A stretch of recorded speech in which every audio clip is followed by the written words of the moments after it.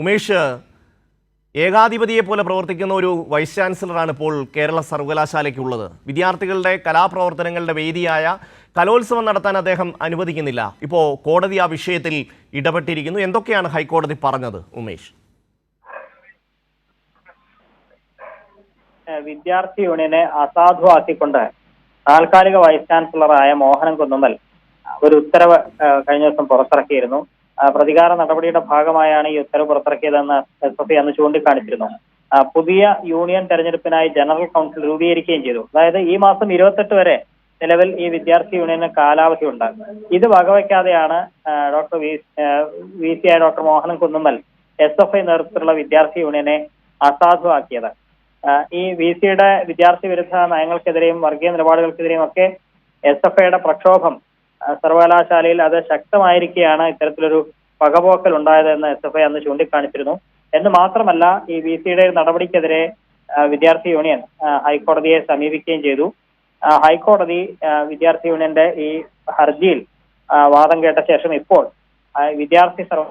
സർവകലാശാലയിലെ വിദ്യാർത്ഥി യൂണിയന് തുടരാൻ അനുമതി നൽകുകയാണ്. അതായത് കാലാവധി പൂർത്തിയാകുന്നത് വരെ യൂണിയന് തുടരാം എന്നാണ് ഇപ്പോൾ ഹൈക്കോടതി വ്യക്തമാക്കിയിരിക്കുന്നത്. ഒപ്പം സർവകലാശാല ഫണ്ട് അനുവദിച്ച 2 പരിപാടികൾ നടത്താനും കോടതി അനുമതി നൽകിയിട്ടുണ്ട് എന്നുള്ളതാണ് ഏറ്റവും പ്രധാനപ്പെട്ട കാര്യം. അതായത് വരാനിരിക്കുന്ന സർവകലാശാല കലോത്സവം തടയുന്നത് ഉൾപ്പെടെ ലക്ഷ്യമാക്കിയാണ് VC ഇത്തരത്തിലൊരു നീക്കം നടത്തിയത്. അതുകൊണ്ട് തന്നെ ഈ നാടകോത്സവം, ഫിലിം ഫെസ്റ്റിവൽ തുടങ്ങിയ പരിപാടികളൊക്കെ വിദ്യാർത്ഥി യൂണിയൻ നേരത്തെ നിശ്ചയിച്ചിരുന്നു. അതെല്ലാം ഈ യൂണിയൻ അസാധുവാക്കിയതോടെ അതെല്ലാം ഇല്ലാതാകുന്ന ഒരു സാഹചര്യത്തിലേക്ക് കാര്യങ്ങൾ പോയിരുന്നു. അതിന്റെ ഫണ്ട് അനുവദിച്ചതെല്ലാം പ്രതിസന്ധിയിലായിരുന്നു. ഈ തടസ്സങ്ങളാണ് ഇപ്പോൾ നീങ്ങിയിരിക്കുന്നത്.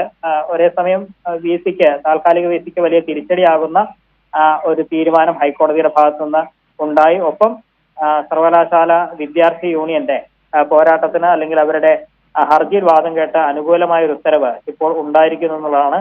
അവർക്ക് നേരത്തെ നിശ്ചയിച്ചിരുന്നത് പോലുള്ള പരിപാടികൾ നടത്താം. നാടകോത്സവം, ഫിലിം ഫെസ്റ്റിവൽ തുടങ്ങിയ പരിപാടികൾ, ആ 2 പരിപാടികളും നടത്താനും ഇപ്പോൾ കോടതി അനുമതി നൽകിയിരിക്കുകയാണ്. സമ്മി, ഉമേഷ്, ഈ VCയുടെ പ്രവർത്തനങ്ങൾ അത് സർവകലാശാല നിയമങ്ങൾക്ക് വിരുദ്ധമാണ്. വിദ്യാർത്ഥികളുടെ അവകാശങ്ങൾ കവർന്നെടുക്കാൻ VCക്ക് അതിനുള്ള അധികാരമില്ല എന്നുകൂടി സ്ഥാപിക്കുകയല്ലേ കോടതി ചെയ്യുന്നത്? ഈ യൂണിയന്റെ കാലാവധി 28-ന് ഇനിയും വളരെ കുറച്ച് ദിവസങ്ങളേ ഉള്ളൂ. പക്ഷേ ആ നാടകോത്സവമാകട്ടെ, കലോത്സവമാകട്ടെ, ഫിലിം ഫെസ്റ്റിവൽ ആകട്ടെ, ഇതൊന്നും നിങ്ങൾ നടത്തണ്ട, ഇതൊന്നും വേണ്ട എന്ന് തീരുമാനിക്കുന്ന ആ ഒരു ധാർഷ്ട്യത്തിനേറ്റ ഒരു വലിയ തിരിച്ചടി തന്നെയല്ലേ? കഴിഞ്ഞ പ്രാവശ്യവും ഇതുപോലെ യൂത്ത് ഫെസ്റ്റിവൽ നടത്താൻ അനുവദിക്കാത്ത ഒരു സമീപനം വൈസ് ചാൻസലർ സ്വീകരിച്ചിരുന്നു. അതെ, അങ്ങനെ വ്യാഖ്യാനിക്കാം ഷമി. കാരണം അദ്ദേഹം ഏകപക്ഷീയമായ ഇത്തരത്തിലൊരു തീരുമാനത്തിലേക്ക് പോവുകയായിരുന്നു. ഇനി ഇപ്പോഴുള്ള ഈ ഈ വിദ്യാർത്ഥി യൂണിയൻ ഇനി അങ്ങനെ സർവകലാശാല കലോത്സവം ഒന്നും നടത്തേണ്ടതില്ല എന്ന് ഏകപക്ഷീയമായി തീരുമാനിക്കുകയും ആ കലോത്സവം നടത്തുന്നതിന് തടയുന്നതിന്റെ ഭാഗമായി നിലവിലുള്ള വിദ്യാർത്ഥി യൂണിയനെ തന്നെ പിരിച്ചുവിടുകയും പുതിയ തെരഞ്ഞെടുപ്പിനായി ജനറൽ കൗൺസിൽ രൂപീകരിക്കുകയും ചെയ്തു.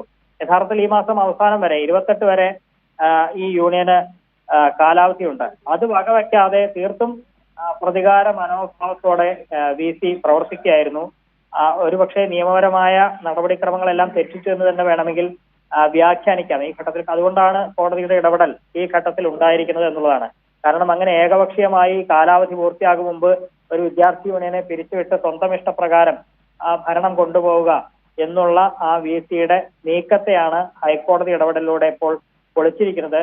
വിദ്യാർത്ഥികളെ സംബന്ധിച്ച്, യൂണിയൻ സംബന്ധിച്ച്, SFIയെ സംബന്ധിച്ച് വലിയ ആശ്വാസമേകുന്ന വിധി തന്നെയാണ്. ഒപ്പം VCക്ക് വലിയ തിരിച്ചടിയാകുന്ന ഇടപെടൽ കൂടിയാണ് ഇപ്പോൾ കോടതിയുടെ ഭാഗത്തു നിന്ന് ഉണ്ടായിരിക്കുന്നത്.